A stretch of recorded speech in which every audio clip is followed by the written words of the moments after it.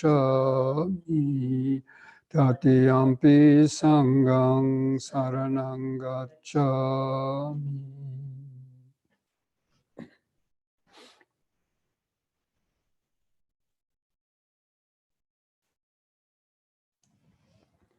Okay, friends, I want to welcome all of you here for this Sutta study class. And the Sutta we're covering tonight is the Maha-cattarisaka, which is number 117 in the Majjhima Nikaya. And I hope at least some of you were able to get the link and look over the sutta, but if not, then we're going to be, go over it now. Now, this sutta, the Maha-cattarisaka, the English translation is the Great 40. Now, that will be explained a little bit later or near the end of the sutta, what the actual this 40 number 40 refers to. But generally, the sutra is about, covering the 8 factors of the Noble Eightfold Path, and highlighting especially 3 of those 8 steps of the Eightfold Path as being the 3 pillars, as Bhante Gunaratana usually calls them, the 3 pillars of the Eightfold Path: right view, right effort, and right mindfulness. It also defines the right concentration. Now, normally when you read about right concentration in the standard definition, it says, basically it talks about abandoning the hindrances, entering the first jhana, and then the second, third, and the fourth jhanas. But this definition includes that, but it's a little bit a different kind of emphasis. So the Buddha gave this discourse in the deer park in Jeta's Grove in Savatthi.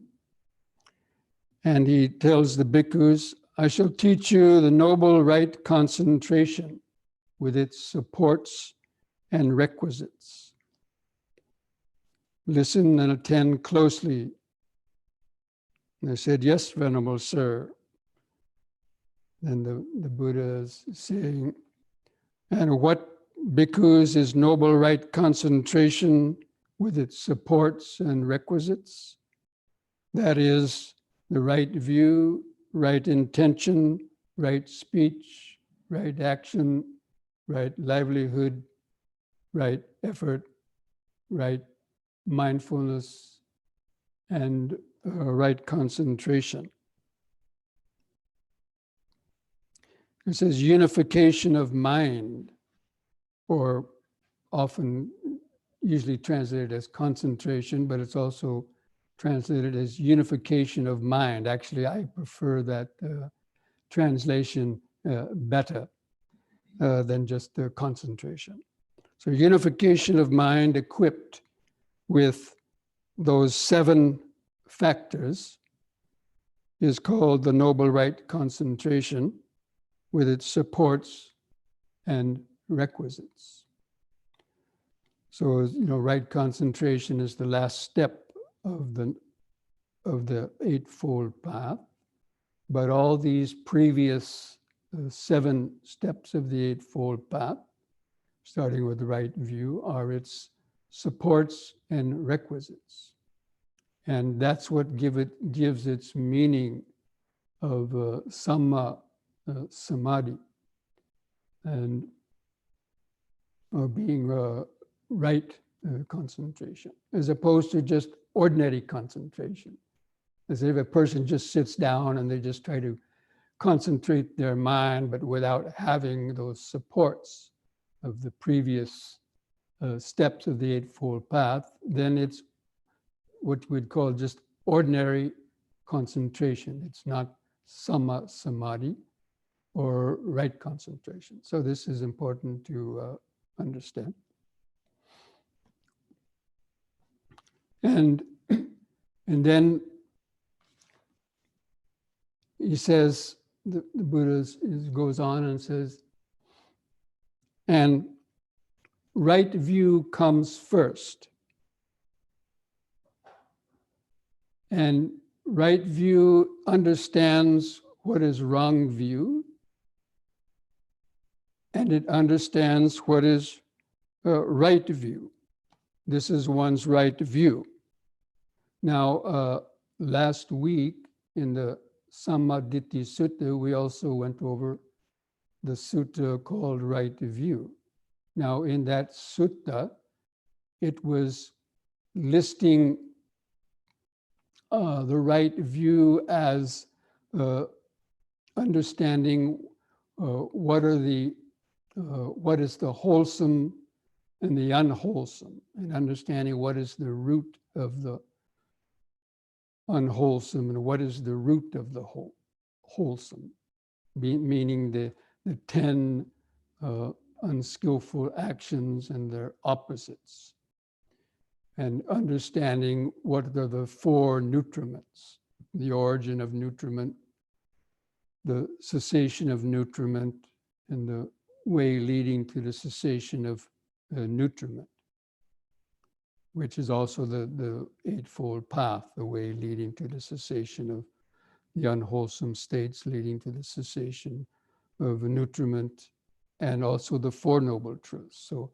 right view is understanding what is the nutriment, what is the Noble Eightfold Path, and then it went through the 12 stages of dependent origination, understanding aging and death, and then birth, becoming, grasping and craving, and so on. Understanding the origin, the cessation, and the way leading to the cessation of all of those steps. But so this is a different formulation.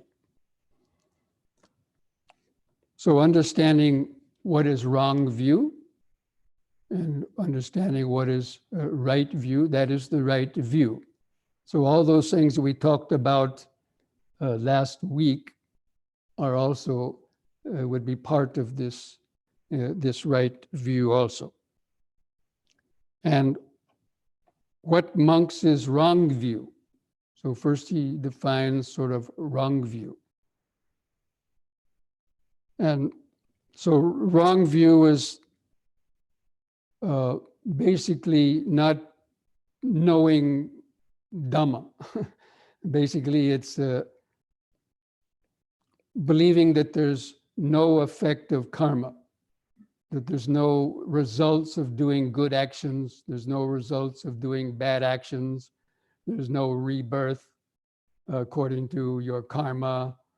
There's no this world or another world. In other words, they don't believe in, it's not believing in any type of rebirth. Basically, the ideal of nihilism, that when you're born, nothing you do in this life has any point or merit, and there's no accumulation of merit. And when you die, there's no rebirth.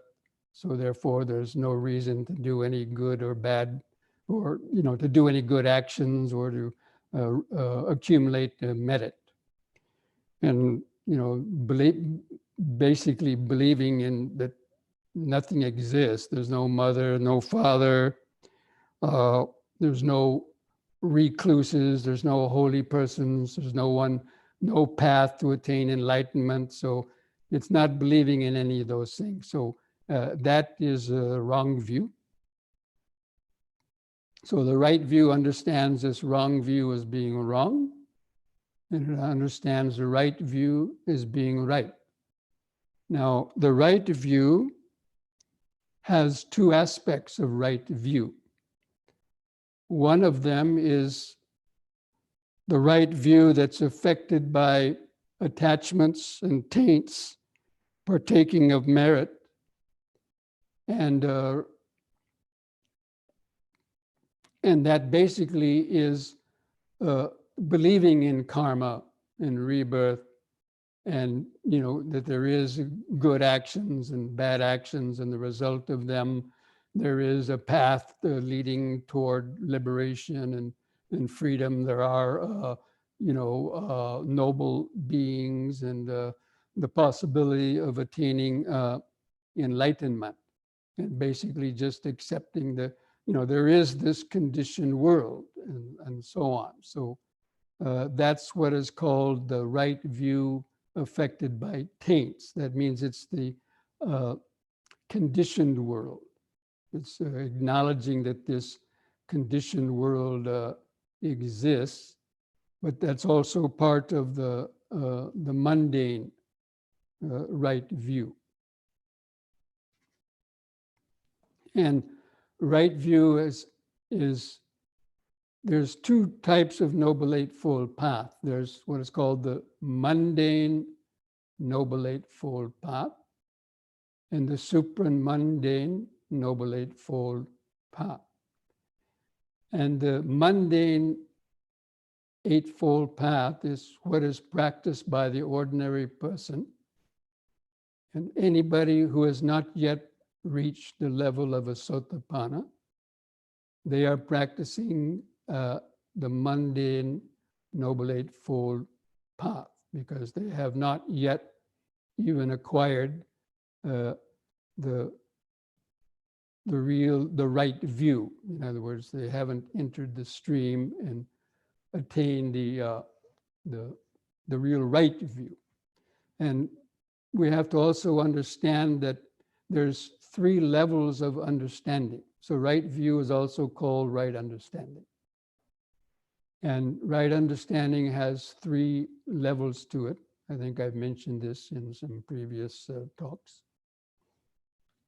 There's the intellectual understanding of the teaching.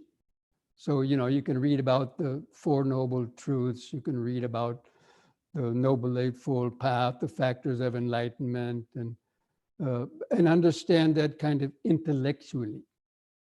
But it helps you to at least begin to practice meditation, and it stimulates your interest and effort to want to practice. But there isn't any yet deep realization, so it's primarily kind of intellectual understanding. And that's called the Sutra Maya Panya. So let's say like reading suttas. So you're studying these sutras, and if it's the first time you've heard them, or, a lot of people, it sounds intellectual, so many lists of things, the 5 this, and the 8 this, and the 4 of these, and so many lists. So a lot of people think that sounds a lot, intellectual. And it is in the beginning. But as you go on practicing then and start observing in your own mind how greed, hatred, and delusion is working within your own mind, and gaining a little bit of some concentration, you're able to see a little bit more clearly, or your understanding gets a little bit more clear how, like, say, how the process of karma is working. You can see the results of your thoughts or speech, and the immediate results of, and so on. And you can see, suffering a little bit more clearly, the mental suffering, physical suffering. So that's called the level of wisdom that comes from reflection and comes from initial meditation. But it still hasn't gotten to the level of, let's say, deep, profound insights. So that level of that first level of wisdom is, largely what the mundane Eightfold Path. Most people are practicing this mundane Eightfold Path with their intellectual wisdom, and then they start meditating. But until they reach the stage of the Sotapanna, it still remains mundane. Even though you got insights, you have a certain amount of insights, you develop some level of mindfulness and concentration, but it may not have accumulated yet to the point of you entering the stream or having the first clear glimpse of emptiness or nibbana. So, and so coming back to the right view, that there's the right view that's affected by taints, and then there's the right view that's noble or taintless or supramundane, which is the factor of the path. So here it's mentioning clearly that the two levels of right view are the mundane right view and then the supramundane right view that starts with the attainment of the Sotapanna and gets deeper and deeper with each stage of once returning, never returning, and then with the Arahant. And so these are the levels that are being sort of talked about in this sutta. So the right view that is noble, supramundane, because it has that, it's destroyed the three fetters of personality belief, attachment to rites and rituals, and doubts, and has weakened a lot of the negative, unwholesome conditionings in the mind. Not all, certainly not all of them, but a certain amount. At least they're not so strong. So,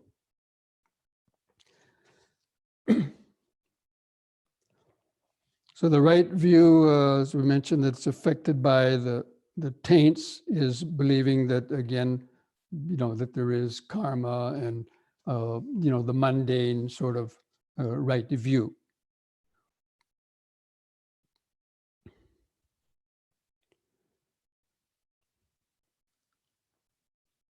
And so having defined that, what is wrong view and what is right view, then one makes an effort to abandon wrong view and to enter upon the right view. So one is making the effort. That means as you're practicing the Dhamma, you make the effort to meditate, to increase your mindfulness, your concentration, your spiritual powers. And at a certain point, when you attain the stream entry, that is entering upon the right view. And so that's the right effort. So this is the second of those three pillars. The first pillar is the right view understands what is wrong view, and it understands what is right view. And then the effort to abandon wrong view and to cultivate the right view, that is the right effort. And then to mindfully abandon the wrong view and mindfully enter the right view, that is the right mindfulness. So this is where those three factors of the Eightfold Path, right view, right effort, and right mindfulness, these are the three that keep getting repeated with each of the steps of the Noble Eightfold Path. And so these three states run and circle around right view, that is right view, right effort, and right mindfulness. Now, this whole process is repeated for each of the following steps of the Eightfold Path. So I'm just going to again read some of them just to kind of reinforce that process in the mind. So now it's talking about right thought or right intention. Now, when you read different translations of suttas, for the Noble Eightfold Path, sometimes it's translated as right thought, that's samma sankappa, or right intention. But I personally like to just use the translation as right thought, but either one, right thought or right intention. And it has three aspects. That means the thought of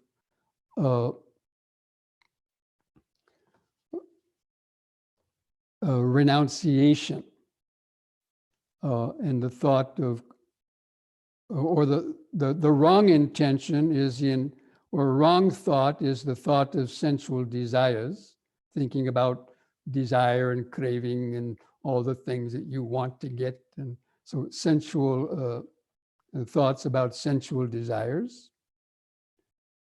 And the thought of ill will and the thought of cruelty. So these, or the intention to be cruel, the intention to be ill will, the intention to go out and crave and get your sensual desires. And that is called wrong intention. So right intention is the opposite of wrong intention. That means right intention means the intention for letting go and decreasing sensual desire and renunciation. That means giving up that craving and attachment to so many sensual desires, especially the ones that cause negative and unwholesome karma. And then the thought of non-ill will basically is like the thought of metta. So instead of having ill will for people, you cultivate metta, wishing that all beings could be well and happy, free from suffering. And then the third right thought is the thought of non-cruelty or compassion, not wanting to harm other living beings, whether it's harming them through negative speech or harming them through physical actions or even your thoughts. So anyway, so to practice the right intention, again, right view comes first. So one understands wrong intention as wrong, and one understands right intention as right, as I just had been explaining. This is one's right view. It's the right view of what is right intention and wrong intention. And I've already defined those, what is right intention and wrong intention. And the right intention also has two levels to it.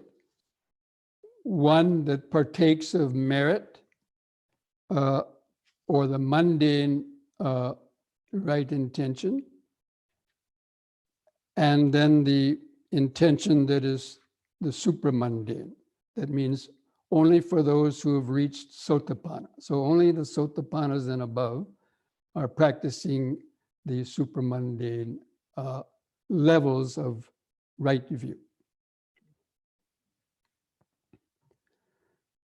And so one makes an effort to abandon wrong intention and to cultivate and enter upon right intention. Okay. So this is the right effort. The effort to abandon the, let's say you have an urge to want to tell a lie, for example. So there's an intention to tell a lie. So you have to make the effort, no, telling a lie is unwholesome karma. And it'll come back to me at some point. So you make the effort not to tell the lie, and you tell the truth instead.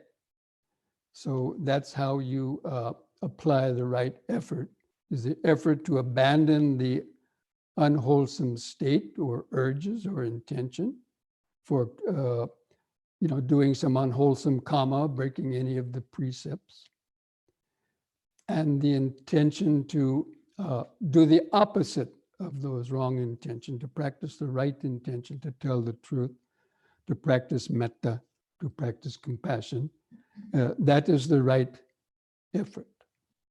And then you mindfully abandon the wrong effort, excuse me, you mindfully abandon the wrong intention. You abandon that urge to tell a lie, or the urge to maybe steal something, or the urge to do any of the other unwholesome acts. And to mindfully do the opposite, or the mindfully to enter into to cultivate the right intention. And so that is the right mindfulness. So again, these three circle around intention: the right view, right effort, and right mindfulness. That's what allows you to successfully transform the negative intention, or the wrong intention that brings suffering, into the right intention that brings the happiness. So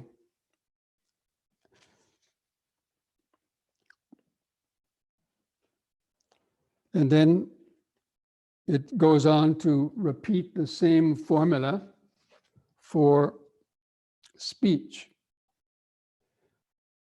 So right view comes first. One understands wrong speech as wrong, and right speech as being right. So what is wrong speech? It's telling lies, slandering and gossiping, others, malicious speech, harsh speech, using swear words and things like that, and frivolous speech. So it understands the wrong speech as being wrong in terms of the unwholesome karma. Again, the suffering and problems come when you practice those kinds of wrong speech, and it affects your mind in an unhealthy way. And so and the right speech is, of course, we already covered those: abstaining from lying, malicious speech, harsh speech, and useless speech or frivolous speech. So and right speech also has the two levels of the mundane right speech that's collects good karma by using gentle, kind words to people and things like that. You get the effects, the good karma effects of practicing right speech and telling the truth. But that's mundane. But nevertheless, it's good. Because again, only a Sotapanna and above would be practicing the supramundane right speech. And so you make the effort to abandon wrong speech and to cultivate right speech is the right effort. And mindfully letting go of those wrong speech and mindfully entering into right speech, that is the right mindfulness. Now, these things appear to be similar. So when you make the effort to abandon the wrong speech and to cultivate the right speech, naturally you're going to have mindfulness with it, but it means, let's say you are just, sort of talking and you're not meditating and whatever. Let's say you're getting in an argument with people and then you see some, you have to be mindful of wanting to, let's say, boast, or wanting to be mindful of, getting angry and wanting to use some harsh speech. So that's what a mindfulness comes in. And then when you're mindful, then you also make the effort. So sometimes the mindfulness may come first and the effort comes second.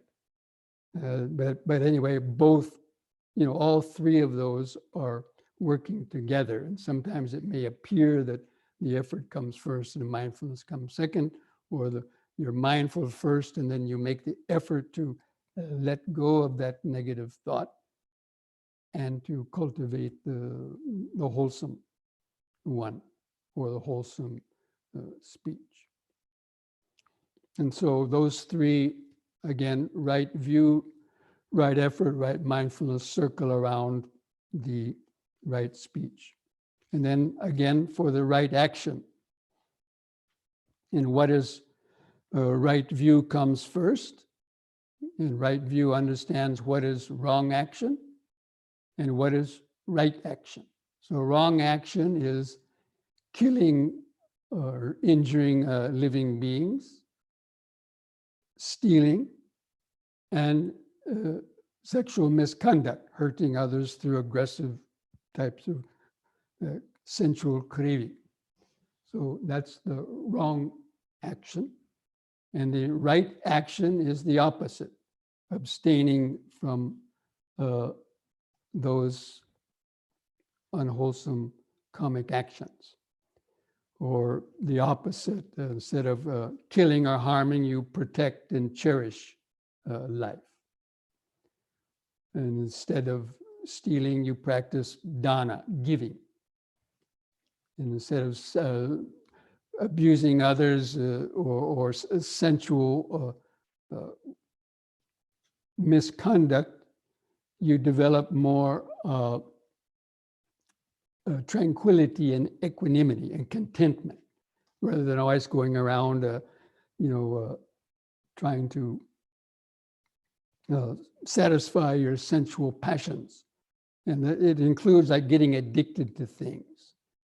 It's not just sexual misconduct, but it's sensual misconduct. That means abusing any of the senses would be included in this kind of precept, like getting addicted to drugs, addicted to gambling, addicted to pornography, whatever it might be. Any type of addiction is an abuse of the senses that brings suffering to oneself and one's family and others, and painful consequences now as well as in the future. So, and so one mindfully, and the right effort or the right action also has so there's a wrong action and the right action. And it has the two levels of the mundane right action, which means actually, abstaining from those things, but the super mundane, where the mind is a little bit more purified. It doesn't take quite so much effort and so on to practice those things because of that attainment of those stages of being a sotapanna or above that. So those mundane right action and super mundane right action. And so those three, making the effort to abandon wrong action, cultivate right action, and then the mindfully abandoning the wrong action and entering into the right action, that is the right mindfulness. So without those three, right view, right effort, right mindfulness, then it will be very hard to really practice any of the other steps of the Eightfold Path. Now, so then he goes on to the same formula for the livelihood. One understands wrong livelihood is wrong, and right livelihood is the right. That is the right view. And what is wrong livelihood? Well, for lay people, it would be like, trading in alcohol and poisons and various vices, running gambling casinos, or, killing, having to slaughter animals and dealing in weapons and poisons. All these things that would break some of the other precepts. And so that is considered the wrong livelihood. The right livelihood is the opposite of that, abstaining from those types of professions or jobs which would cause you to cheat, steal, have to, be dishonest in businesses. And, we see that happening, telling lies about your products and deceiving people in order to sell more. And so trying to avoid having this kind of jobs, or especially, where you're contributing to vices of other people, and so on. So, and so there's two levels of the right livelihood, of mundane right livelihood and the super mundane. So making the effort and being mindful to abandon those, the wrong livelihood and cultivate the right livelihood.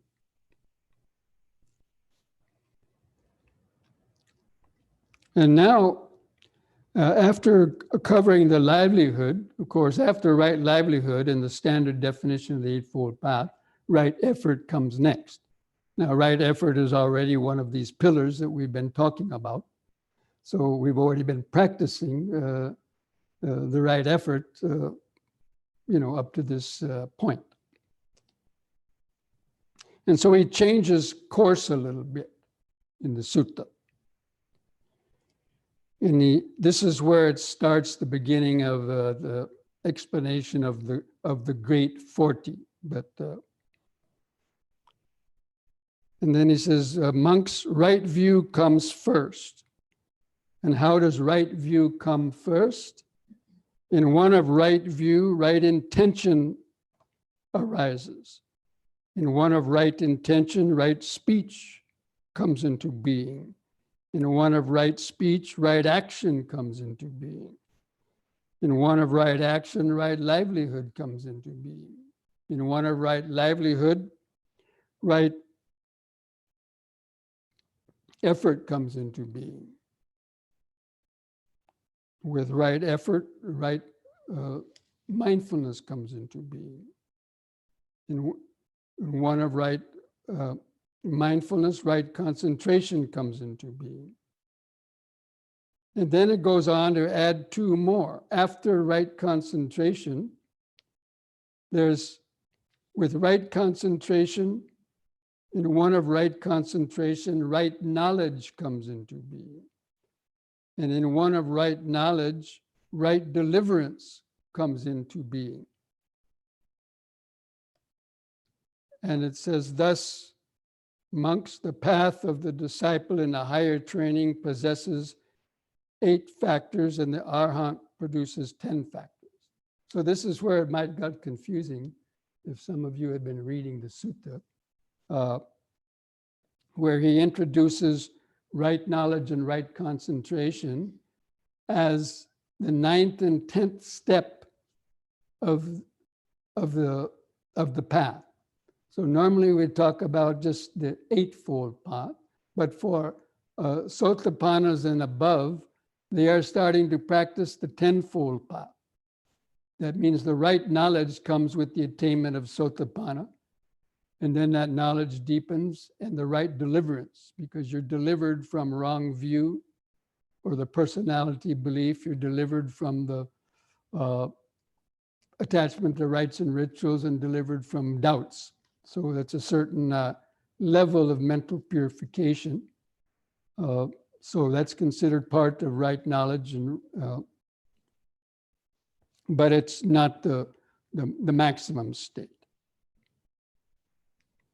So the disciple in higher training actually possesses the 8 factors, the disciple in higher training refers to the Sotapanna, the once returner, and the never returner.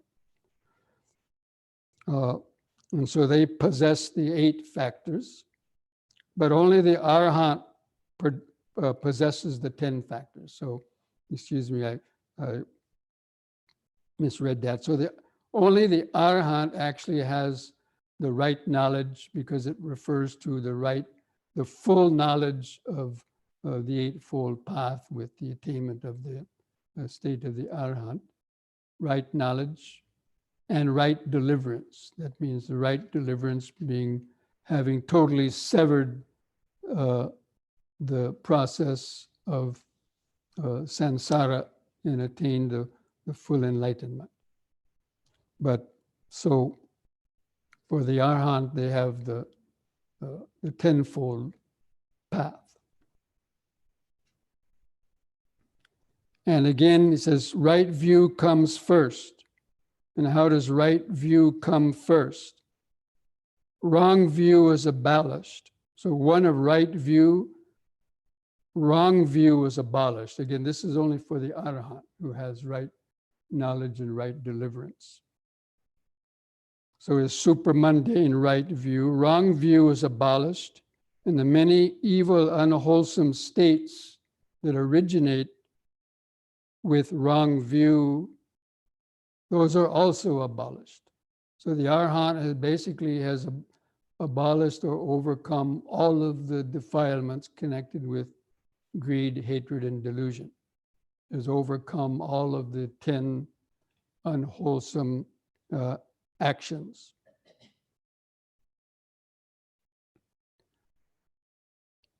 And so that is, so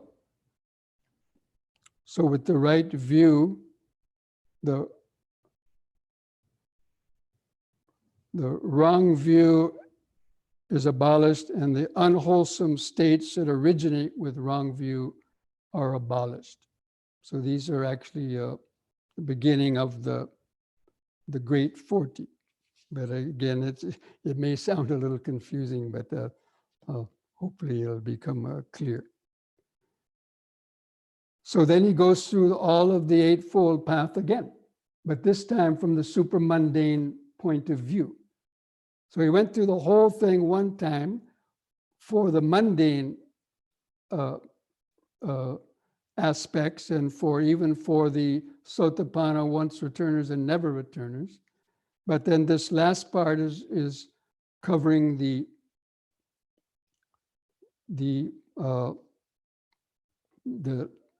tenfold path for the Arahant that has abolished all of the defilements. And so in one of right intention, wrong intention is abolished. And the unwholesome states that originate with wrong intention are abolished. And the wholesome states that originate with right intention come to fulfillment by development.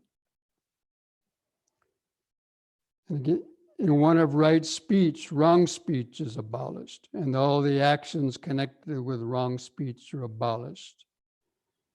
And then with right actions, and he goes through the same with right action, right livelihood, right effort, right mindfulness, right concentration. And even with in one of right mindfulness, wrong mindfulness is abolished. In one of right concentration, wrong concentration is abolished. In one of right knowledge, wrong knowledge is abolished. And in one of right deliverance, wrong deliverance is abolished. Now, this would refer to the Buddha's view on some of the other types of ascetics who believed that they had attained enlightenment, and through just practicing kasina meditations and practicing just the jhanas. Some of these ascetics, because they could develop infinite light in their mind, they thought that was enlightenment. And some other types of views they had. And they thought that or even being born in the Brahma Loka, they thought that was the highest attainment, becoming a Maha-Brahma. But Buddha saw that even that was not the truth. That was wrong deliverance. So that's what it's referring to, because of the wrong concentration, people get into states that they think is enlightenment and release from samsara, but the Buddha saw it, and actually, in fact, it's not, because they hadn't gone sort of the extra step in developing what the Buddha considered to be the real right knowledge and right deliverance. But anyway, that could be debated and disputed by scholars and so on. But so So that's where the great 40 comes in. So he says there are 20 factors on the side of the wholesome and 20 factors on the side of the unwholesome.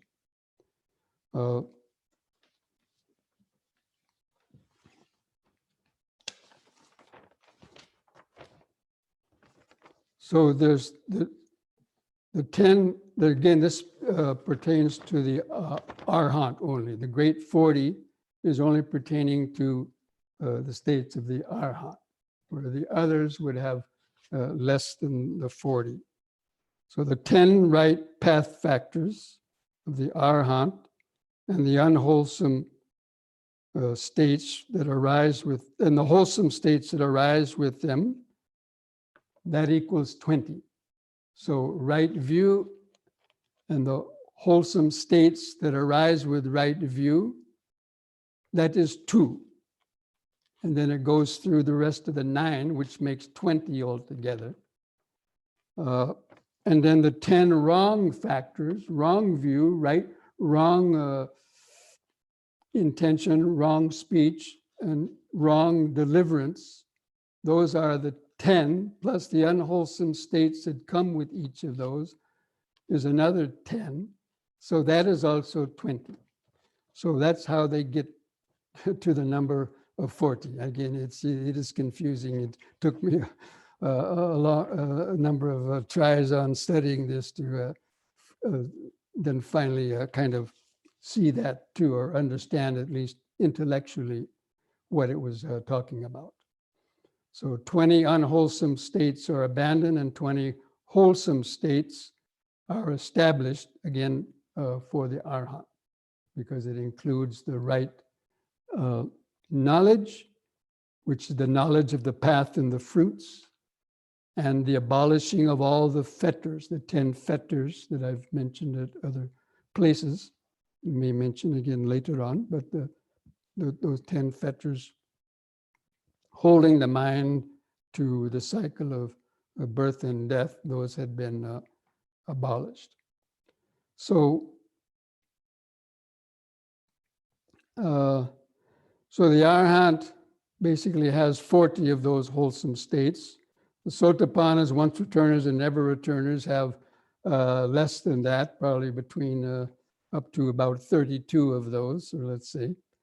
And worldlings, that means people who have not even attained Sotapanna. I'm sorry, but they have 0.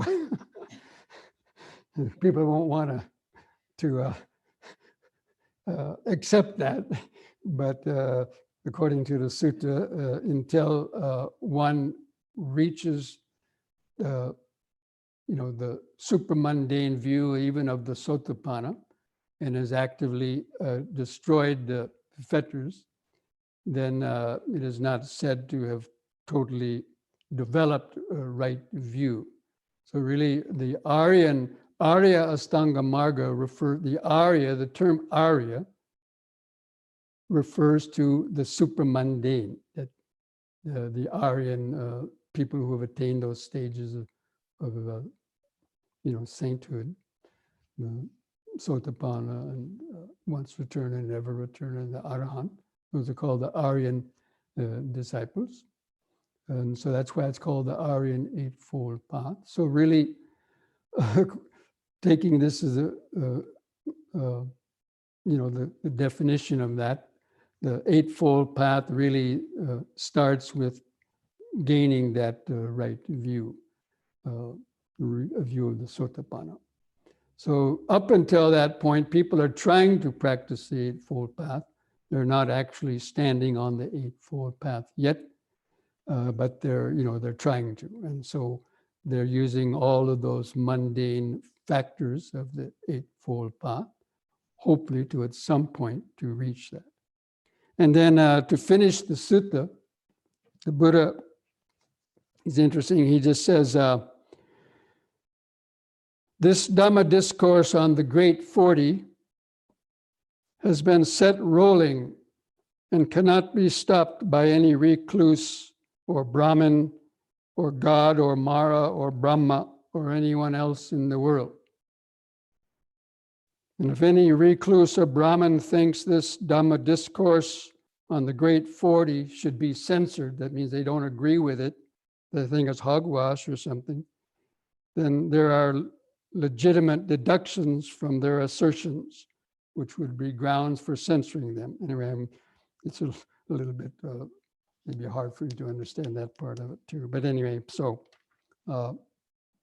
he's saying that anybody with any right intelligence would understand that these right actions and right intentions are the truth. There's reality behind them. So they wouldn't say, that's rubbish.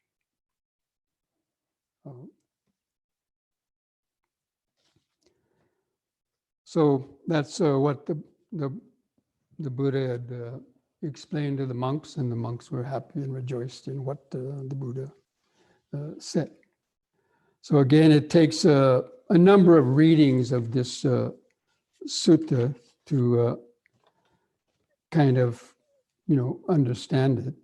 But probably the main thing is to understand that right concentration, what's called samma samadhi, needs to be accompanied by those other factors of the path. It's not just sitting down and concentrating your mind and attaining absorbed concentration, but without having the support of right understanding and the other aspect, right mindfulness and effort. So to call it the right concentration, it needs the supports of those other aspects of the Eightfold Path. And those three pillars, that those are the main active parts that we practice. And we have to, and when that right view gets, those three levels of right view goes from just the intellectual level, then you have to struggle much harder to practice the right effort and the mindfulness, because it's just an intellectual knowledge. But once you've meditated and you've practiced a bit, and that right view comes to the reflective level, that means it's a little bit deeper now. It's not just intellectual, but you've gotten some insights through your meditation and through your practice of your mundane Eightfold Path. You've gotten certain insights. And so it makes the effort easier. Makes it easier to practice right effort and your mindfulness as well. And so those things keep on circling around each other as you're practicing the mundane Eightfold Path until finally the spiritual faculties are developed, the enlightenment factors, and you then reach those levels of enter the supramundane Eightfold Path, which now has the right view, supramundane right view. That means especially the view of the overcoming the personality belief, because that's one of the hardest things to overcome, is the belief and attachment to the sense of I and self, and the doubts that may come because of that. So now I want to, let's see if there's any chats, if anybody had any questions about that. If you wanted to write them on the chats, let's look to see if there's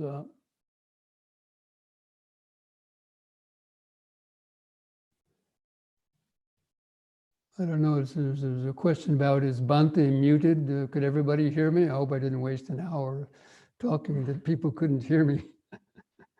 Okay, so there's one question. What is deliverance? Deliverance means the being freed from the fetters. So deliverance means you're delivered from the 10 fetters, or you're delivered from the personality belief, the attachment to rites and rituals, and doubts. When you attain the stage of the Sotapanna, that's a certain level of right deliverance. It means you're delivered from those fetters. That means you're freed from the suffering and confusion that comes from having those fetters. They're like chains that are holding the mind to its wrong views. And then the succeeding stages of the once returner, you weaken greed and hatred, or sensual desire and ill will. You weaken it quite a lot. So you're delivered or freed from the burden of having this greed and hatred, which would cause you to do certain wrong actions. And then you get delivered from the rest of that greed and hatred when you reach the third stage, and then you're delivered from the subtler 5 higher fetters. So it takes some understanding of those 4 stages of enlightenment to understand what is this deliverance. But basically it means being delivered from successive levels of greed, hatred, and delusion, and the imprisonment of the mind that's imprisoned. By basically the average person is imprisoned by their own greed, hatred, and delusion. And we can see that clearly, especially certain people. They're so attached to their beliefs and their karmic conditionings that it's a bondage. So that's the meaning of deliverance in this sense.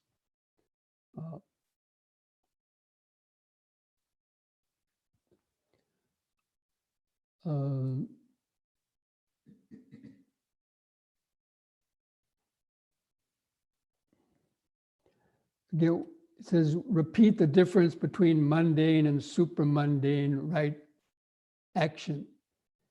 Mundane right action is the right action that still has its karmic effects.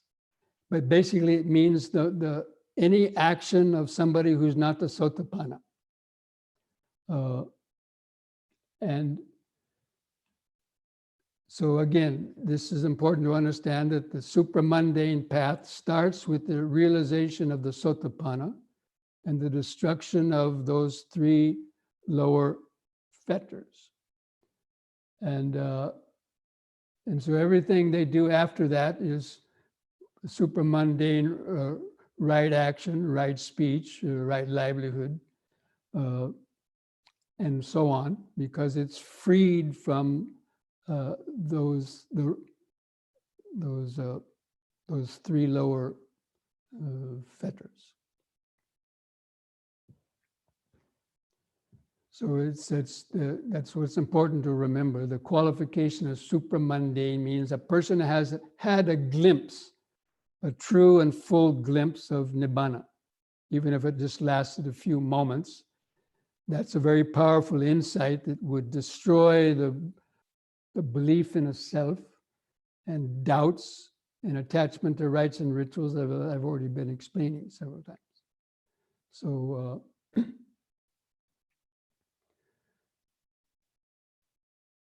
this next question, the factor of renunciation and right intention is applied to lay people also.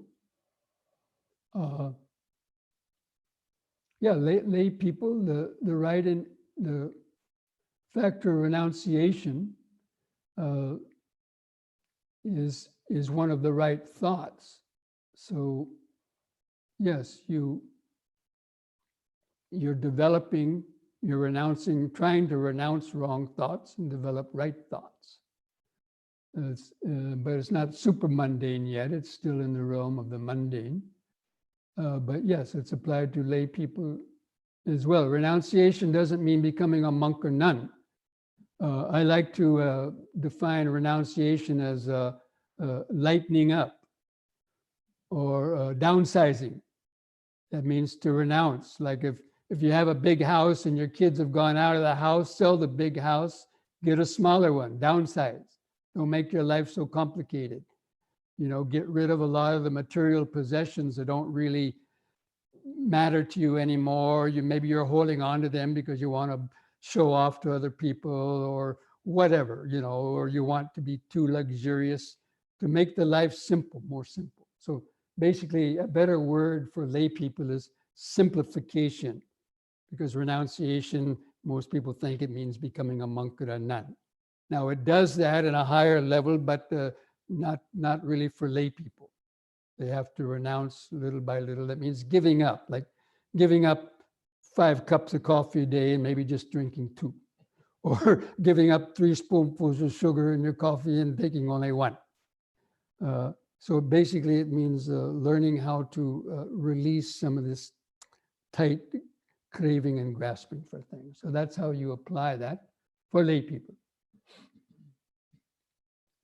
Why is there still effort required once you attain Sotapanna if you inevitably attain deliverance in 7 lives? Well, you want to be reborn for 6 more lifetimes and have to suffer on account of that? So that's why. So attaining a Sotapanna doesn't deliver you from your bad karma from the past. You'll still reap the effects of your bad karma, and you could still be reborn, maybe not in a lower hell or animal world, but you could be reborn again as a human being in not such perfect conditions and having to undergo old age, sickness, and death also for another 6 lifetimes. If you want to do that, fine and dandy. But so that's why the effort is still required. So that's why they're called the disciples in the higher training. They're still training.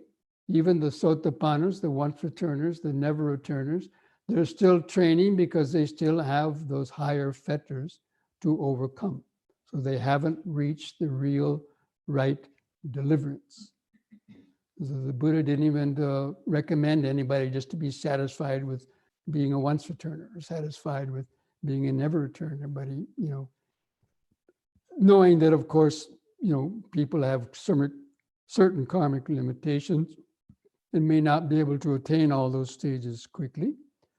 But anyway, so the right effort is required until finally one reaches that the stage of the Arhat or full enlightenment.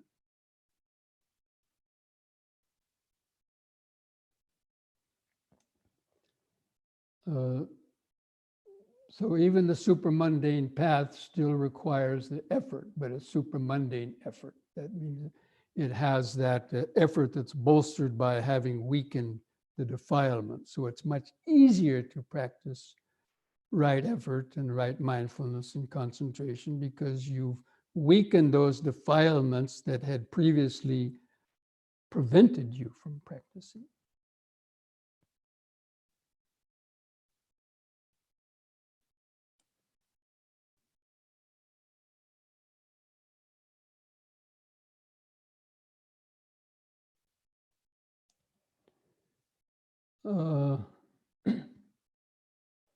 This other question is about transcendental dependent origination, and that's a whole nother talk in itself. You know, and it seems to reverse the 11th. And anyway, it's I'm not going to go into that now. It's too complicated to try to explain now. But sometimes, you know, when you read different sutras and you read different interpretations of sutras, it may seem like certain things the Buddha had said at one point were different than they appear and so on, but it takes a great deal of study and understanding to understand what some of those differences are.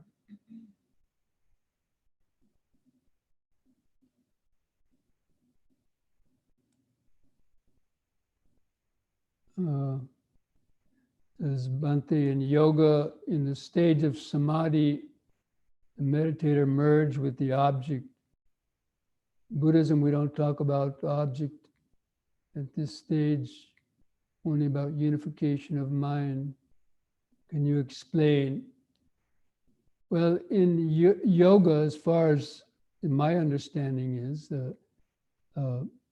samadhi, the term samadhi in yoga is often applied to, or Maha-samadhi. That's, Maha-samadhi in yoga is considered to be moksha, or liberation from samsara. But in Buddhism, the samadhi only refers to the jhanas, and it doesn't refer to any kind of liberation of samsara. So this is the confusion, where the terms samadhi in yoga mean one thing, and samadhi in the Eightfold Path means another thing. And samadhi in the Buddhist path is not the end, but it goes on to the nibbana, which is not samadhi in the Buddhist definition.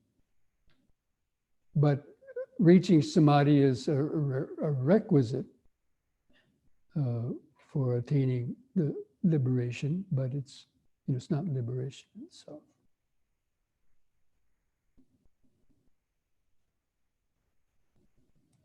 In unification of mind, basically, it's where all the mental factors and so on have become balanced and harmonized, and it's resting in that the pure present moment awareness, that's beyond the thoughts and so on, and is balanced with equanimity and so on, and has lucidity of wisdom. Anyway, again, these are difficult to understand. Only when you actually meditated and reached the higher levels will you, hopefully you will understand the differences in some of those things.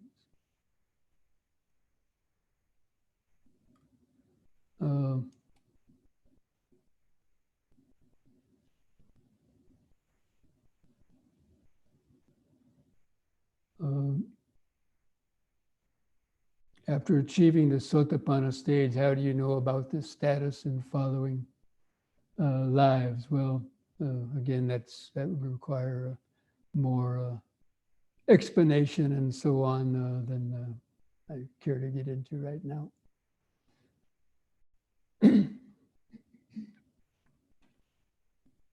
You said right understanding has 3 levels: intellectual, then the level of reflection, and then the third one is the bhavanamaya panya, or the deep insights. And that means the insights into anicca, dukkha, and anatta that allow you to realize the stages of enlightenment. So it would be the deep insights into anicca, dukkha, and especially anatta. So when you meditate and you get these glimpses where the sense of self is kind of vanished or nearly vanished, this is deep insight into the nature of the emptiness of the ego, that the ego is an illusion. Before, you might have had doubts about it because it seems so real, and the mind is dominated by thoughts of I, me, and mine. But when you actually see these thoughts of I, me, and mine dissolve and experience these few moments of crystal clear awareness without any sense of me or I or other or subject-object dualism, that is this kind of bhavanamaya panya, deep insight that allows you to attain those levels of, that we mentioned, entering the stream and so on. So the bhavanamaya panya, sutramaya panya, chintamaya panya, and bhavanamaya panya. These are the 3 levels of insight. And the arhat has that bhavanamaya panya. That's the supramundane Eightfold Path, is because that person has reached the bhavanamaya panya, even in attaining sotapanna. That is the beginning of the deep bhavanamaya panya when you reach the sotapanna stage.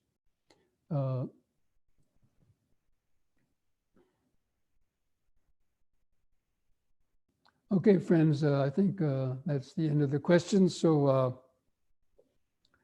those are good questions. And again, it requires a lot of reading and and reflecting. So even when you meditate, even in tonight's meditation, you could spend a whole meditation just thinking about the Eightfold Path.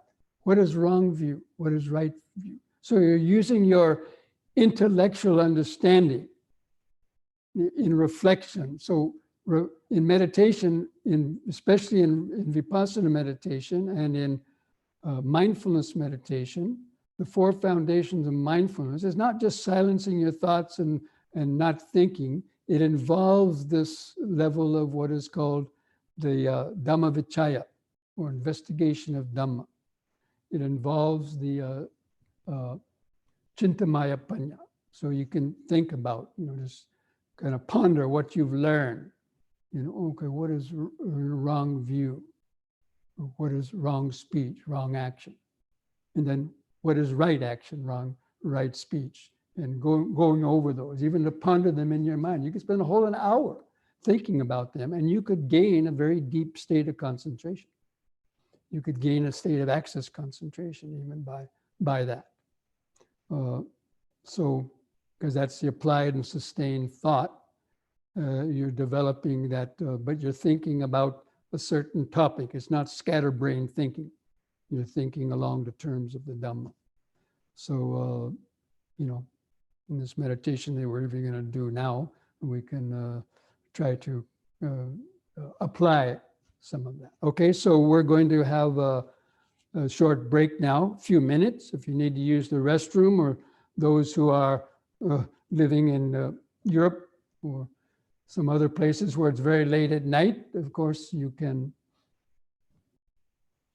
feel free to end your meeting and take your rest. And thank you for joining us.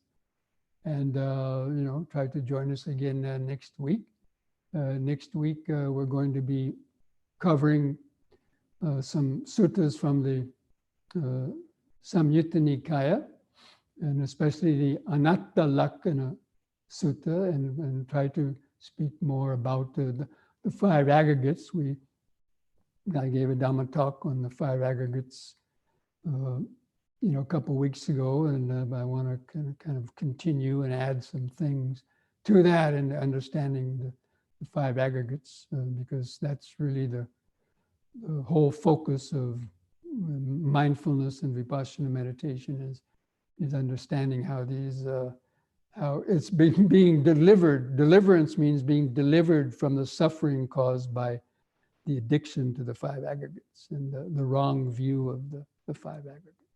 Anyway, so go ahead and take a break in a few minutes, come back, and we'll do a few stretches and then sit for meditation for those who like. Okay?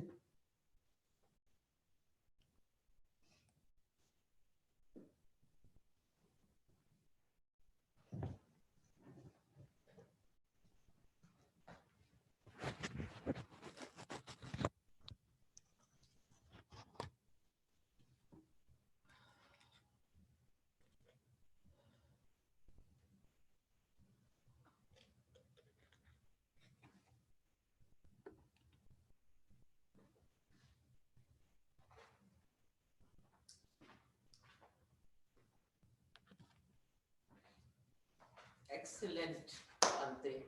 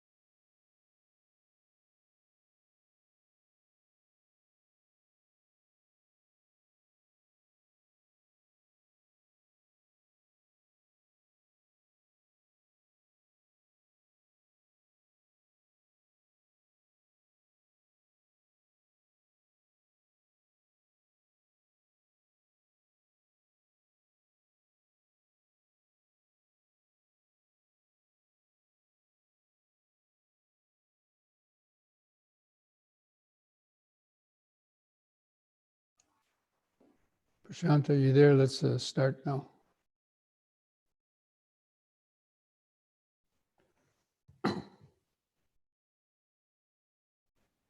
So we're going to start a few yoga stretches now for those who like. So you can stand up.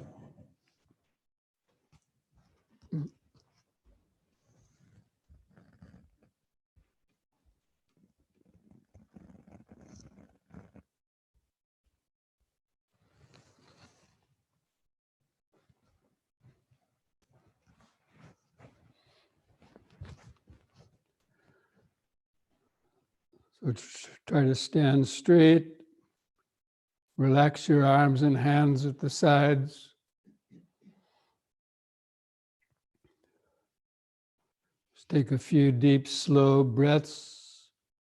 We combine these movements with the breathing. After breathing in, hold the air in your lungs for 2 or 3 seconds. So we do the movement, the stretch on the in-breath. We hold that position for 2 or 3 seconds while you're holding the air in the lungs.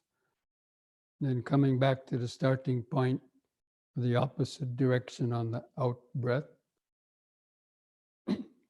Pausing a moment and then repeating each one 3 times. The whole time, just try to keep the attention focused in the body, feeling the sensations, the effects of each exercise and the breathing, just letting go of any thoughts that come into your mind. Just let your thoughts come and go in the back of the mind. Keep the feeling of the body always in the front of the awareness. So on the next in-breath, push up on the toes, on the in-breath, just with the arms. On the in-breath, raise the arms over the head, interlock the fingers, turn the palms up, straighten the arms, stretch the head back, stretch upwards at the same time. On the out-breath, turn the palms down, touch the top of your head. And again, in-breath, palms up, straighten the arms, head back.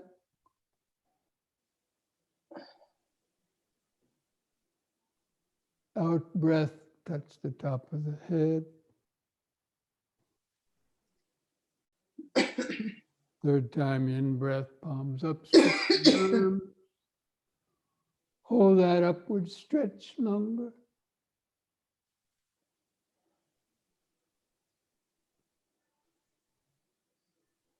Now release the fingers on the out breath, arms back to the sides.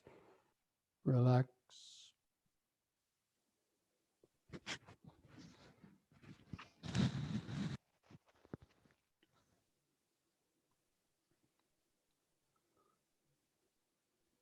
Just keep feeling the body.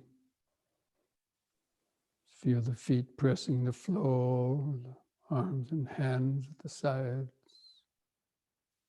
Just any increased body sensations, tingling or prickling sensations.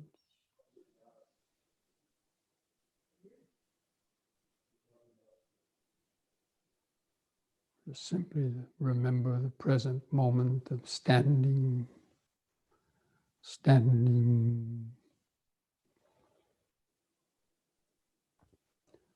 Okay, then next on the in-breath, push up on the toes while raising the arms over the head in this way, facing the palms of the hands about 6 inches apart and stretch.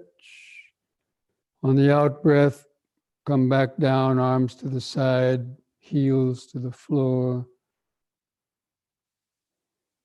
Use the breath to help lift and lower the body. So the in-breath, lifting up, like blowing up a helium balloon, the body rises up. The out-breath, coming back down. Again, in-breath up.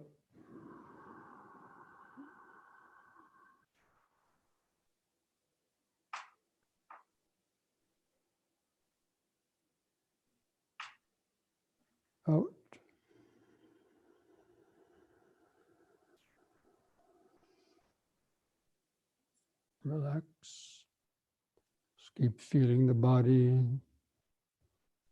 the increased pulsations, or other sensations. Even just feeling where the clothing touches the skin in different places.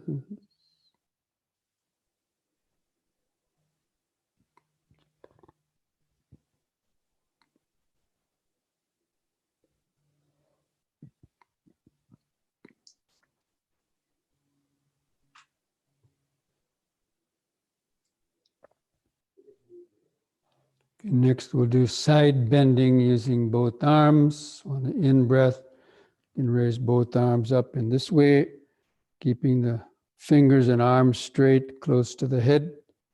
On the out-breath, bend over your right side as far as you comfortably can. Feel the stretch in the side. In-breath, lift up. And the other side, out-breath.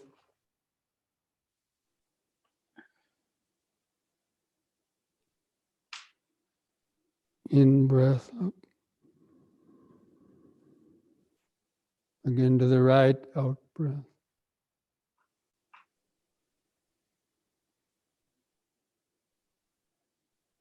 In.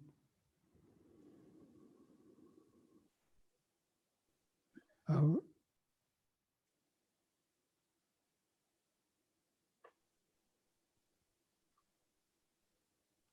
In.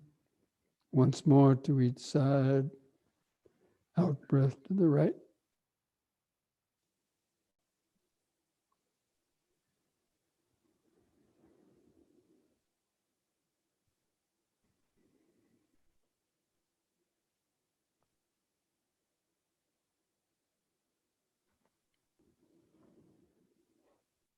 And the out-breath, lower the arms. Just relax. Just keep feeling the body. Just remember standing. Standing. Just feeling the different sensations.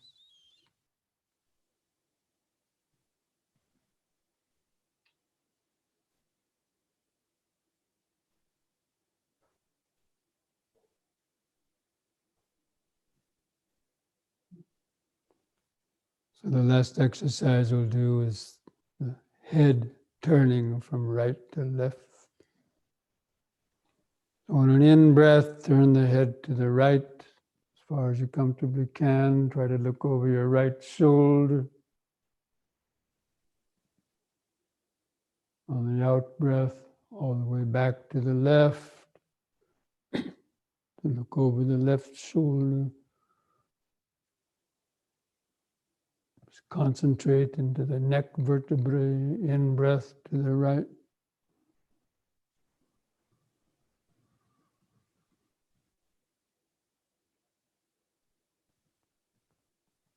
Out-breath left.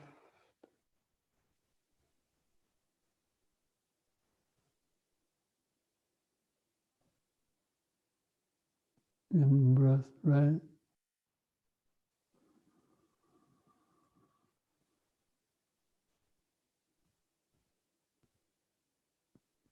Out-breath left.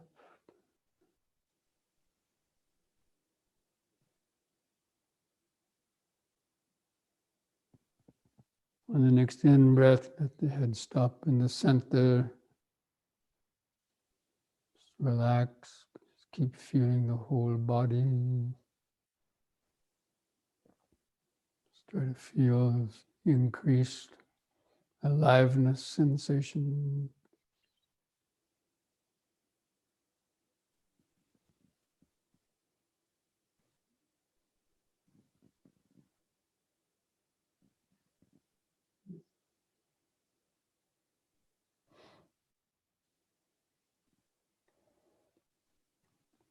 Okay.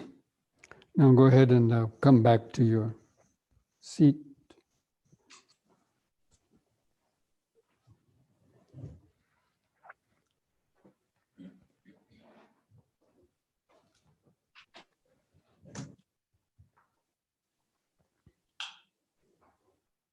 Now for this, during this guided meditation, I'm going to be turning off my video because I don't want people opening their eyes and looking at me when they're meditating.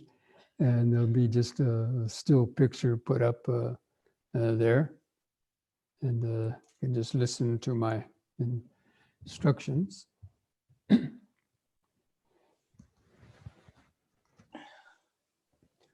Just try to sit keeping your back and head in a kind of a straight line. Try not to lean back against a wall or even the seat back of your chair. If you can, sit up on the front edge of your chair. Gently close your eyes.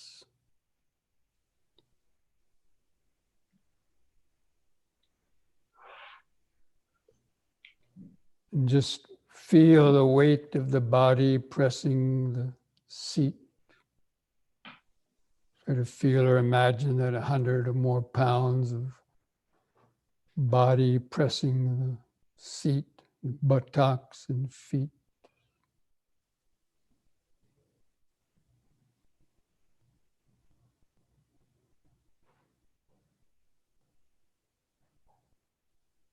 And feel your hands and fingers touching.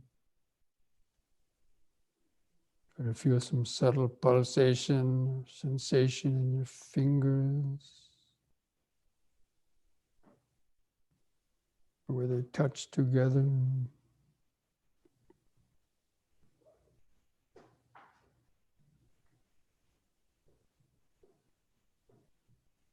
And gently straighten up. Lift the spinal column and back upwards. Imagine some space between the spinal vertebrae so the blood and life force, electrical energy can freely circulate through the nervous system. And feel the head balanced on top of the neck, like balancing a soccer ball on top of a broomstick. Try to keep the chin level, parallel with the floor. And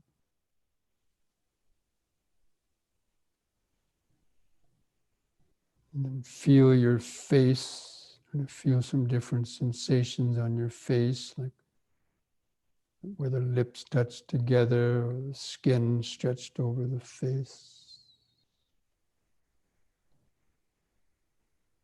Relax the face muscles.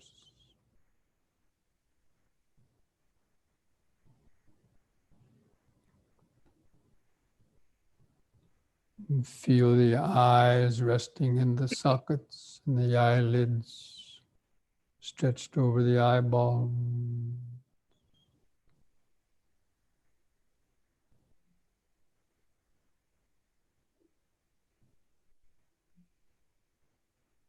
From that point behind the eyes, just let the awareness kind of open up and try to feel the outline of the sitting body. Just the general sense of the buttocks and feet underneath, the arms at the sides.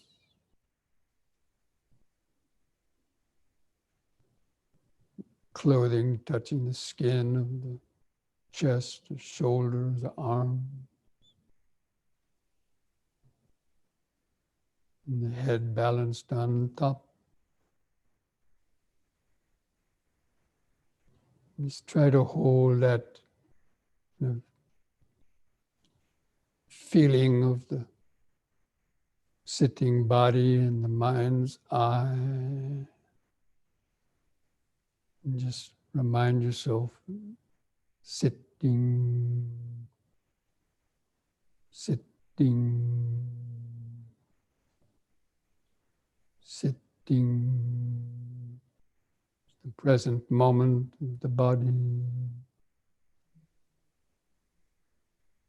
then begin to take a few deep, slow breaths as you were doing in the yoga exercise. Try to expand the abdomen, rib cage and upper chest. As you're breathing in, hold the air in the lungs for 2 or 3 seconds to allow the oxygen to get into the bloodstream. And with the out breath, feel that relaxing contractions of the out breath, that pleasant sensation, the contracting out breath, following the air down to the bottom. Last bit of air go out of the lungs. And then the next in breath. Just continue to take several deep, slow breaths again. Just thinking like this to yourself. Breathing in, letting go of the past and future.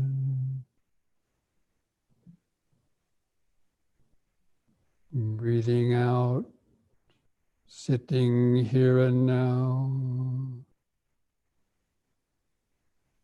Breathing in, letting go of the past and future.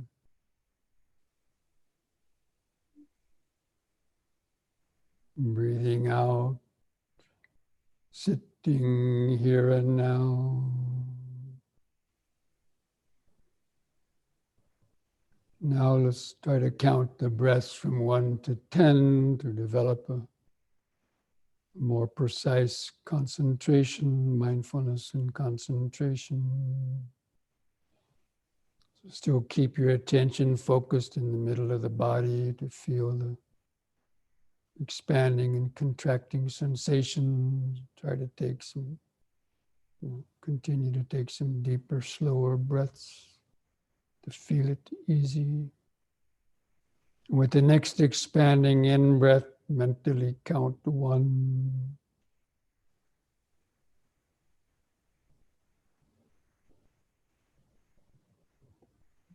And with the contracting out breath, also count 1.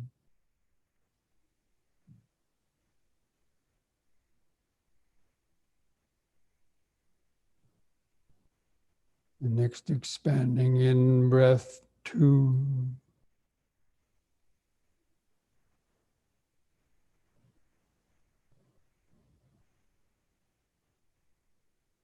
Contracting out breath, 2.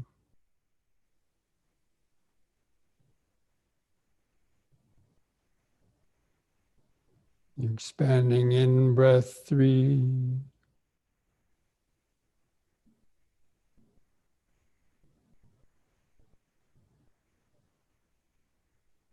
Contracting out breath, 3.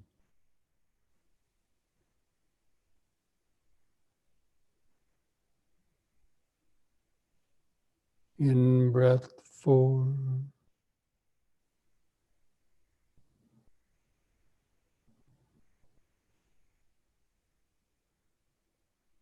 Out breath, 4.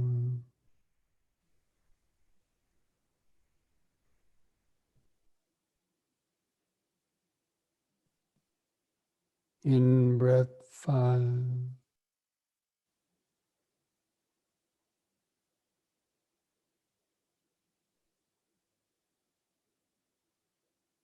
Out breath, 5.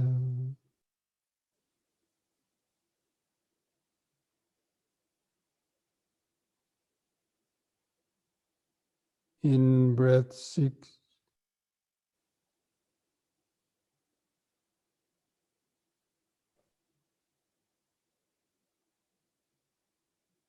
Out breath, 6.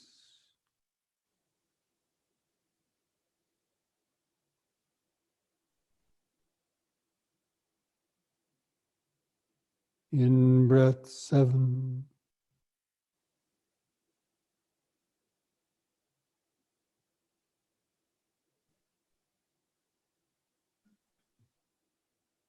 Out breath, 7.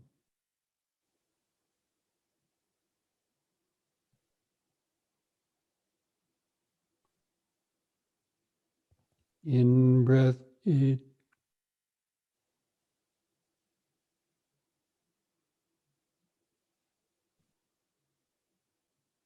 Out breath 8.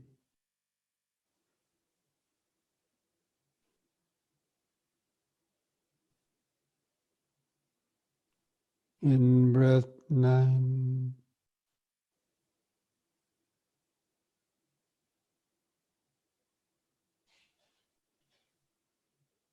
Out breath 9.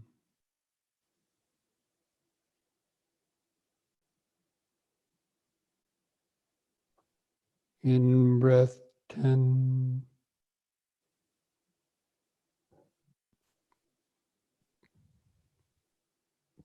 Out breath 10. Now discontinue the counting, discontinue any controlling the breath. Let the breathing return to its own uncontrolled rhythm. We continue to feel it, to follow it with mindfulness, to feel the residual expanding and contracting sensations of the abdomen, stomach, or rib cage, or chest.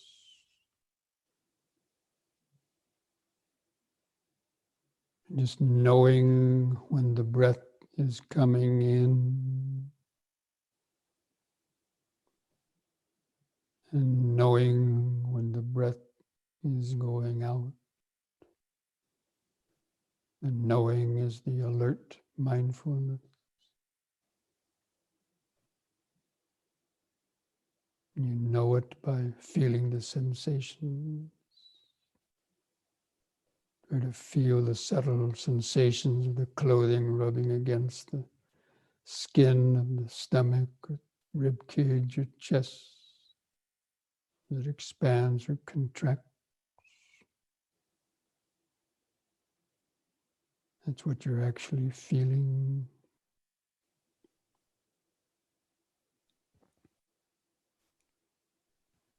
You can just mentally remember like this. The breath is coming in.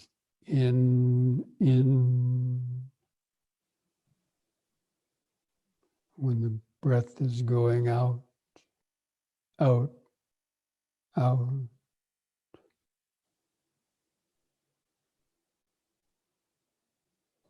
And during the brief pauses between the breaths, just try to feel the outline of the sitting posture, to remember that the body is sitting.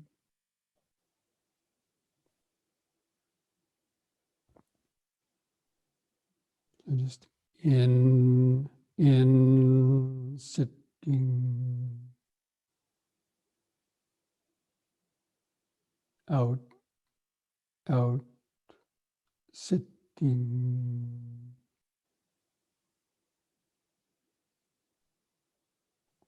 Or breathing in, sitting,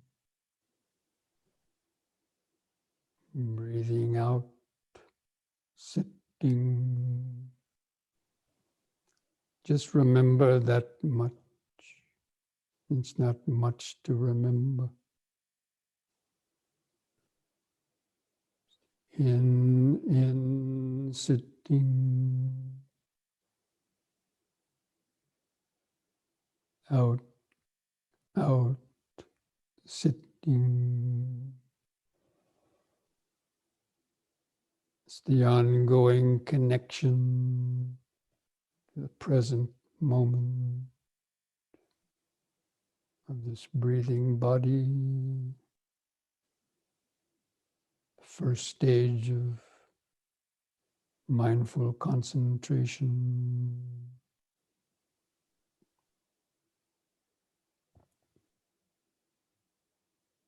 Mindfulness of breathing, mindfulness of the sitting posture.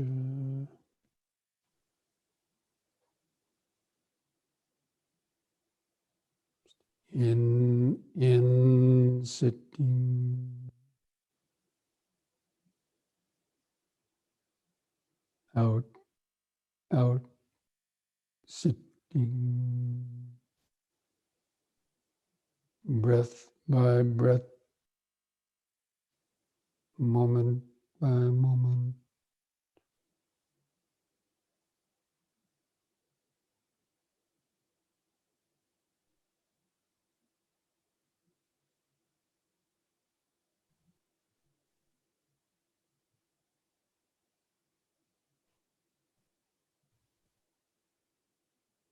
It's important to notice the brief pauses between the breaths.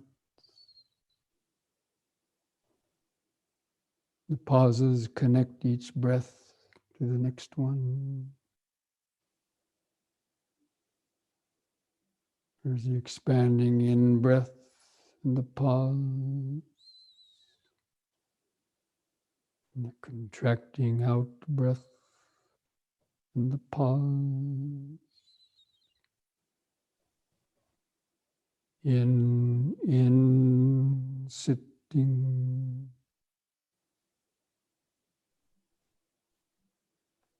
Out, out, sitting.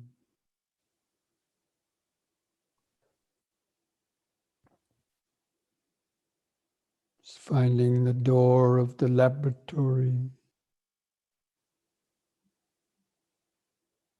Sitting body is like finding the door of the laboratory. As you focus inside on the sensations of breathing, it's like opening the door of the laboratory, and gradually going inside.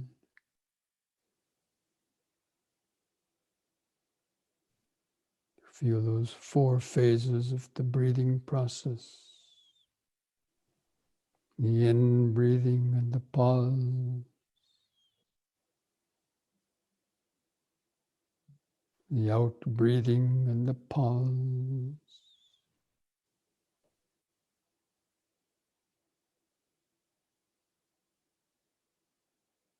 So many different little sensations of expanding and contracting.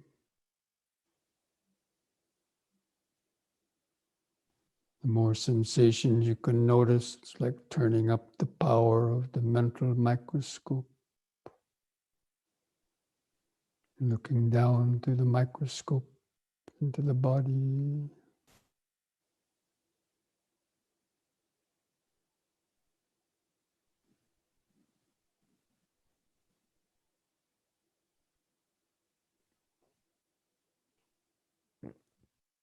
Try to notice how each breath is different. Sometimes it's longer. Sometimes it's shorter.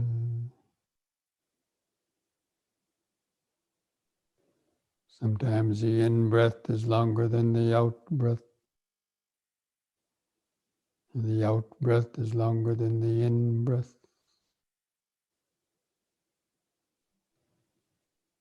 It's part of the Chintamaya Panya, or the reflective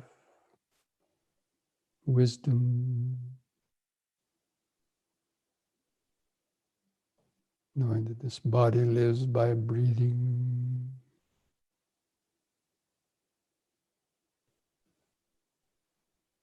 The breath is impermanent, always changing.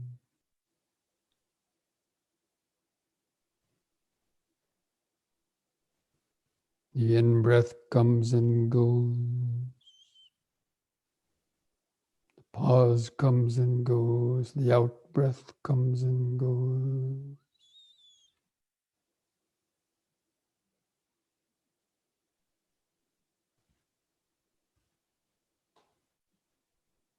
And contemplate that impermanence of the breathing process. And all those little sensations coming and going. 3 or 4 more expanding sensations arise and vanish. 2, 3, or 4 contracting sensations arise and vanish.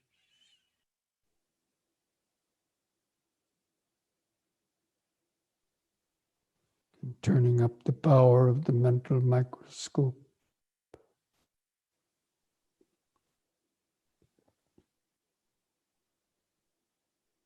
Cultivating the perception of impermanence.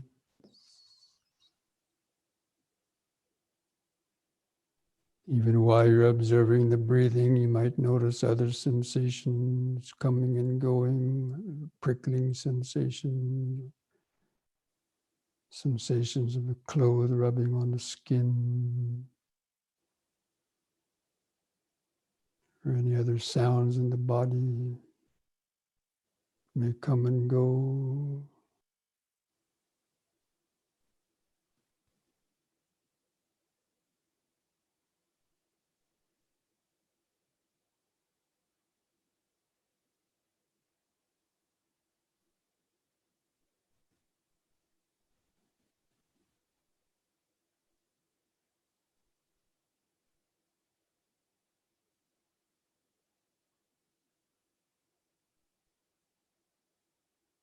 At the same time, you might notice thoughts coming and going in the back of the mind, or some urge arising in the mind, urge to move,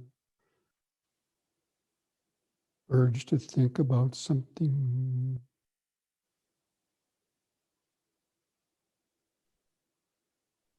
Mindfully observing those urges, the effort to abandon the urge, the effort to stay with the breathing, not get lost in your thoughts. It's the right effort and right mindfulness.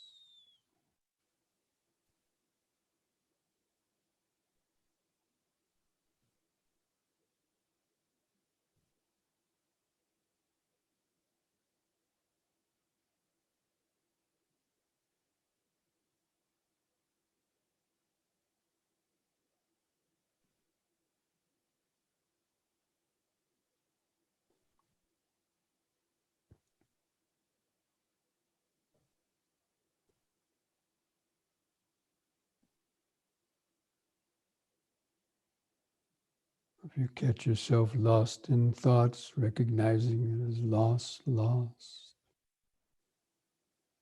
The right view, the mind is lost.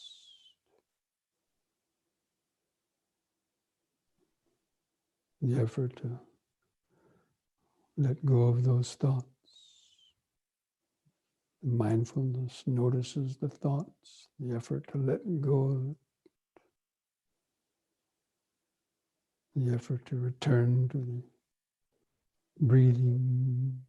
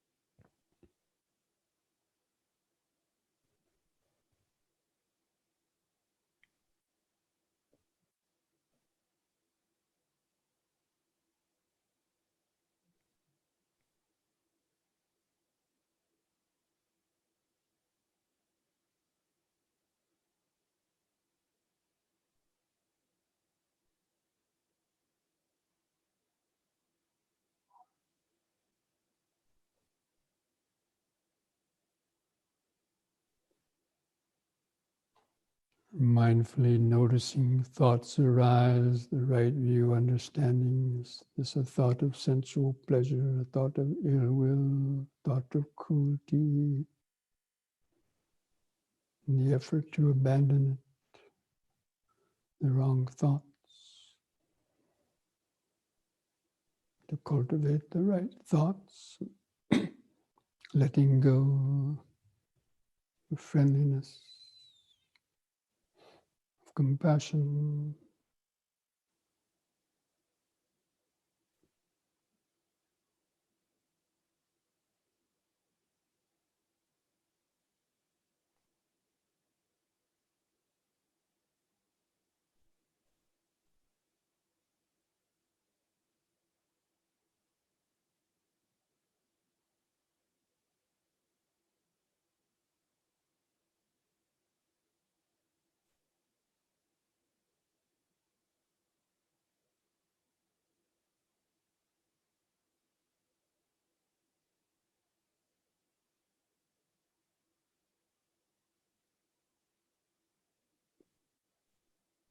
Always coming back to the breathing body.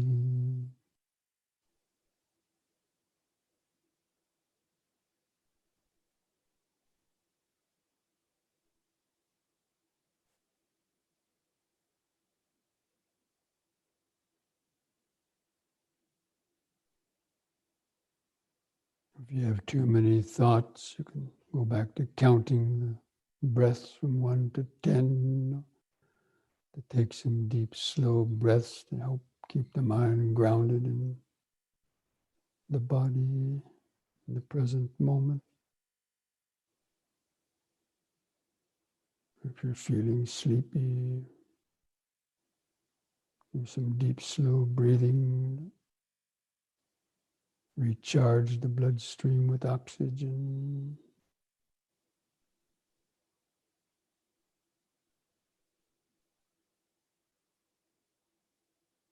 The right effort to overcome sleepiness, to enter into wakefulness.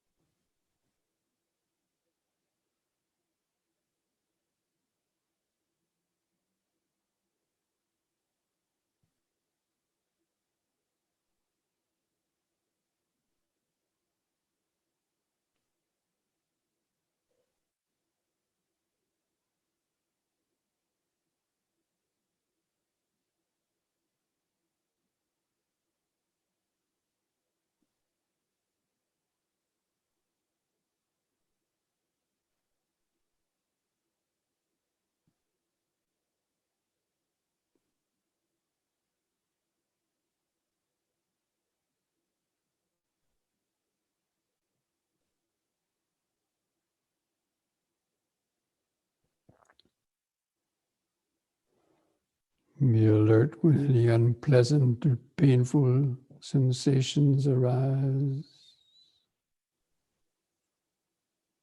Noting it with mindfulness. The effort to relax around it, not to move.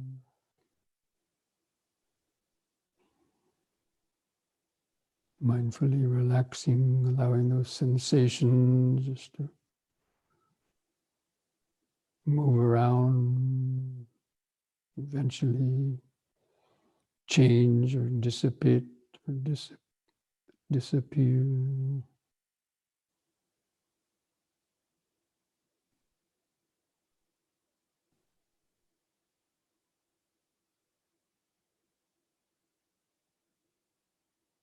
Staying centered in the breathing body. Breathing in, sitting.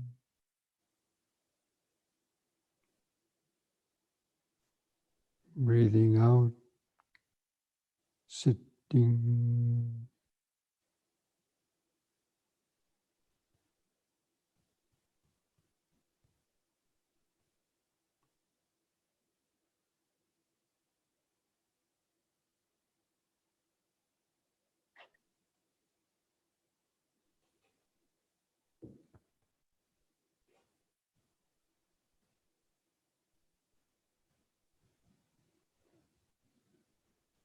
Just try to notice and feel subtler, finer sensations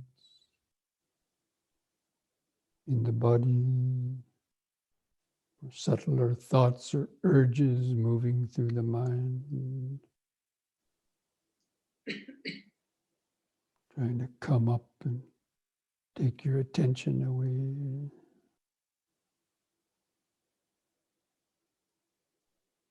Just mindfully intercepting the thoughts, the effort to let them go.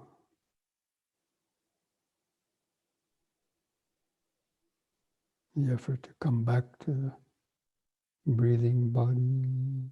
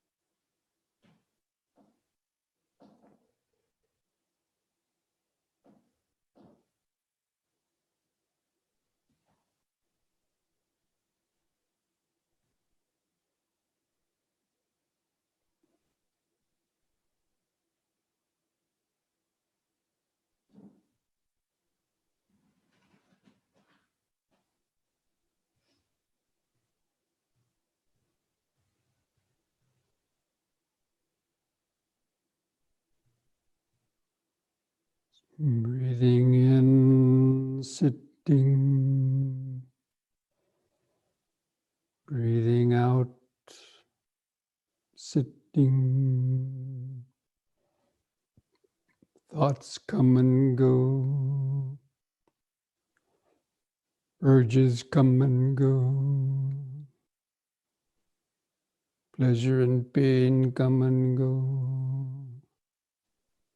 Sounds come and go. Sleepiness comes and goes. These are all just a continuous flow of change and impermanence through this body and mind. But the body keeps sitting and breathing, sitting and breathing.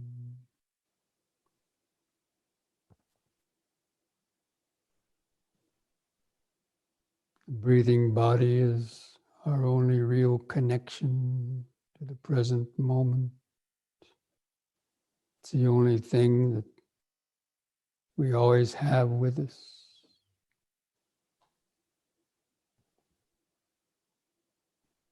Everything else comes and goes without our control. This breathing body, from the moment of birth to the moment of death, is always there just beneath our nose. It's available to feel. It's our lifeline, our life preserver to the present moment. If we lose that connection to the breathing body, to the present moment, and this mind gets easily pulled beneath the waves of neurotic thinking, worry, fear, anxiety, greed, hatred, and deluded thought, and all the suffering that comes with it. That connection to the breathing body helps keep the mind floating on the waves of impermanence, floating from moment to moment without sinking beneath the waves.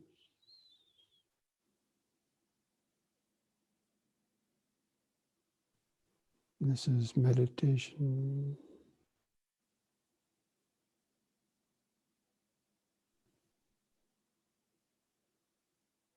Mindfulness meditation, first stage, in cultivating the right view. All things are impermanent.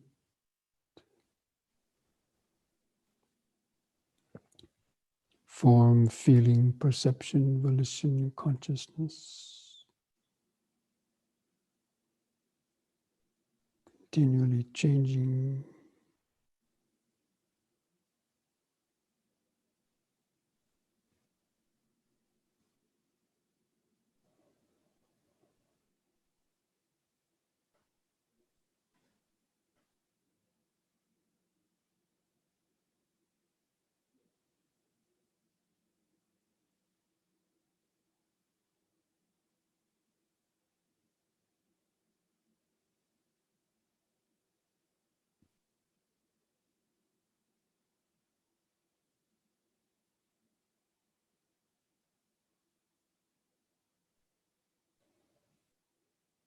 Okay, now we're going to spend the last few minutes of the meditation period cultivating the right thought of friendliness towards others, overcome or drive out any ill will. We cultivate metta, understanding wrong thought or ill will is wrong, and metta, non-ill will, is right thought. Again, take a few deep, slow breaths And after breathing in, hold the air in the lungs for as long as you comfortably can to feel that subtle life force or oxygenated blood cruising out to all the cells and tissues of the body, mind, nervous system, saturating them with pure organic life force. On the out breath, feel that relaxing, kind of healing vibration of that relaxing out breath. Relaxing into the present moment. Just take a few more deep, slow breaths like that, thinking like this to yourself. May I be well, peaceful, mindful, and wise. May I be free from anxiety, fear, restlessness, greed, hatred, and delusion. May I be able to cultivate the right view and all the other factors of the Eightfold Path to help to abolish the wrong views, the wrong speech, wrong actions.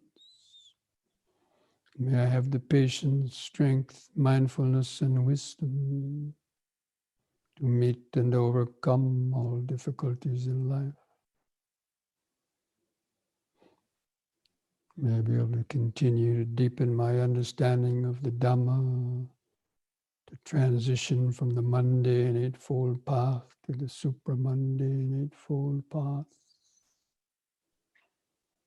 by developing insight, by developing mindfulness, concentration, and wisdom.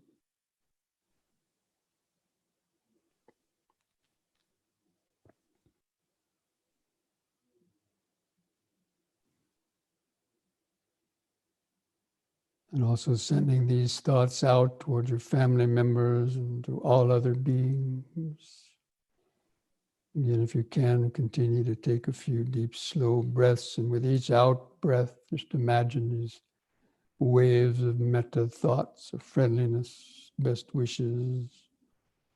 As these thoughts go outward, these thought vibrations out across the valleys, fields, towns, and cities. Sending these metta thoughts to your family members or relatives or friends, if any of them are sick. Just with each out breath, just imagine these waves of friendliness and best wishes spreading out across the whole earth. Just with the idea that may all living beings, wherever they might be, living far or near, visible or invisible, weak or strong, may all living beings be well, peaceful, mindful, and wise. May all beings have the patience, strength, mindfulness, and wisdom to cultivate the right views in the Eightfold Path. May all beings continue to deepen their understanding of the Dhamma.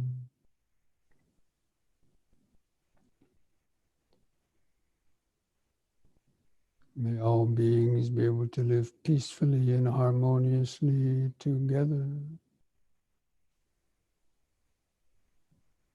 cultivating the right view, the right thoughts.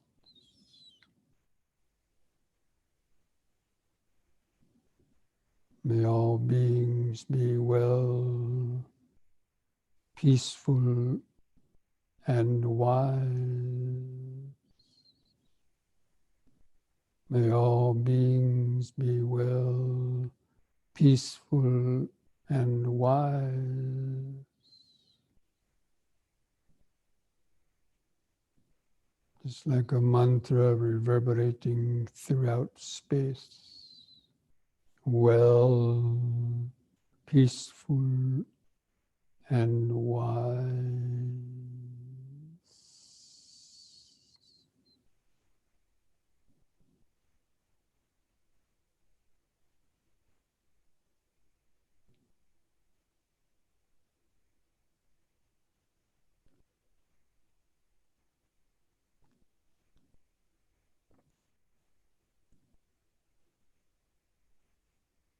dukkha pata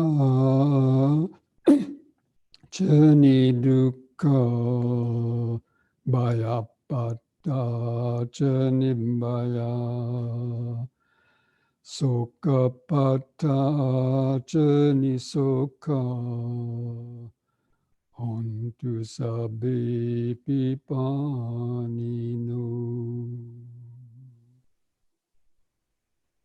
May the suffering be free from suffering. May the fear-struck be free from fear. May the grieving be free from grief. In this way, may all beings live with mindfulness and wisdom. And thus spoke the Buddha, the awakened.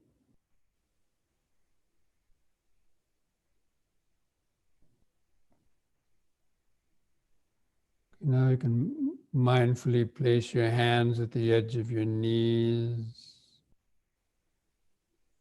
And on a deep, slow breath, stretch your head back and arch your lower spine, pulling the hands against the knees to help arch backwards a bit. And hold it a few moments. Feel the sensation. And mindfully lift the head up, and on an out breath, press the chin to the top of the chest to stretch the neck vertebrae.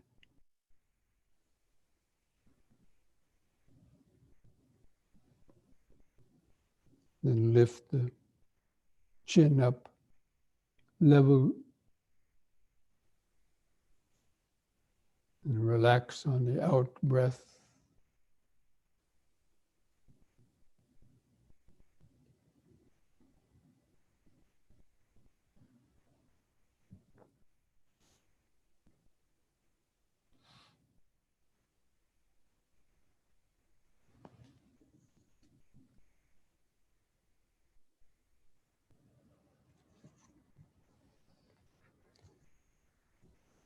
Okay, friends, you'd like to turn your videos on again so I can see all your happy, calm faces. That brings our Sutta study and meditation session this evening to an end.